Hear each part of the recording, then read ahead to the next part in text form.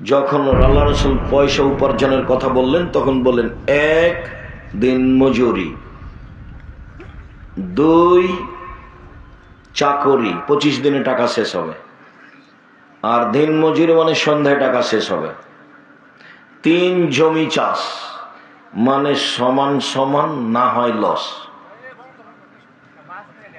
4 ব্যবসা।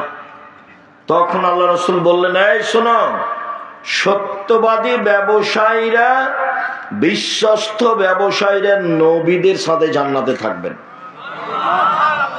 তখন তিনি বললেন না যে যারা জাপান থেকে মাল নিয়ে এসে চট্টগ্রামে নামা ইনপোর্টে ব্যবসা করে তারা নবীদের সাথে থাকবে, কথা বলেননি।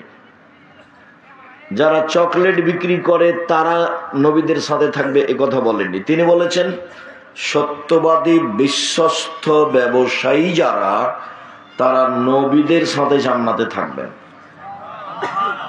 আবারও বলছি, পৃথিবীর ব্যবসায়ীরা শোনো, ইন্না তিজারাত ইয়াহজুরুল কিযব ওয়াল হালাফ, ব্যবসাতে মিথ্যা কথা চলে আসে, কসম চলে আসে। অতএব ফাশুবু বিসাদকা, দান করে এটা মিটিয়ে দাও। তো ব্যবসাও একটা পয়সা উপার্জনের পথ, চাকরিও একটা পয়সা উপার্জনের পথ। উনি নিজে মানুষকে চাকরি দিয়েছে, যে বলেছেন এই বেতন তোমার 600, কথার কথা। এর মধ্যে যদি কারো 5টা টাকা নেও সেটা হবে আত্মসাৎ, মানে ঘুষ নিবা না। তিনি দিন মজুরি হিসাবে মানুষকে কাজ করতে বলতেন, তিনি নিজে ব্যবসায়ী ছিলেন।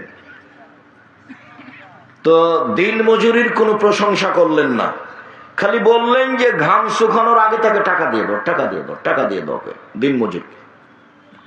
ব্যবসা খুব সাবধান, চাকরি খুব সাবধান। যে টাকা বেতন নির্ধারণ হয়েছে ওরা 19-20 করবে না, নইলে জাহান্নামে হবে, সতর্ক।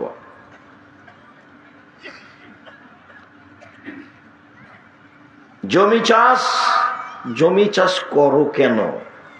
ওতে অন্তর শক্ত হয়ে যায়।